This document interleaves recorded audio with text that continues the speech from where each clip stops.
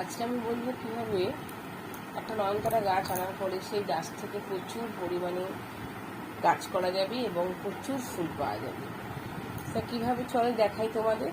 সেটা হলো এই যে আমরা নতুন যখন গাছ কিনে আনি নার্সারি থেকে, দেখবে আমাদের একটা কোনো বস্তা টব মতো দেয়, গাছের গোড়ায় থাকে। সেই টবগুলো না ফেলে দিয়ে সেই টবগুলোর মধ্যেই মাটি ভরে, আর অন্য জায়গায় সিডস থেকে অনেক চারা বেরোবে অন্য টবে তাই ওই টবে যদি একটা গাছ তো রয়েছে, সেই টবের মধ্যে যদি আবার এই নয়নতারা গাছটা হয় কেমন দেখায় না।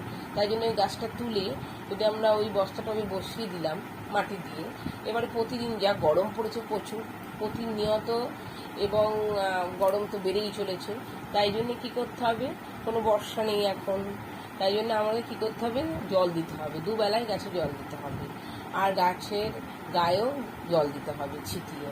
এরকম দিতে দিতে দেখবে এক সপ্তাহ পরেই কুড়ি চলে এসছে, আর ফুল ফোটার মতো গাছের গ্রোথও এসে গেছে, গাছটা বেশ বড় হয়ে গেছে। আর সেই গাছটাকে আবার যদি আমরা অন্য টবে পরিবর্তন করে দিই, দেখবে অনেক ফুল পাবো। আর মাঝে মধ্যেই 4 দিন খোল পচিয়ে, বেশি দিন নয়, খোলটা 4 দিন পচানোর পরেই আমরা 15 দিন অন্তর একবারই ওই পাতলা জলটা উপরের খোল পচা সেটা আমরা দেব। দেওয়ার পরে কি করব, আর তারপরের দিনকে জল অল্প দিলেও হবে, দুবেলা না দিলেও হবে। খোল পচার পরের দিনকে যে জলটা দেবো একবেলা দিলেও হবে, বিকেলবেলা।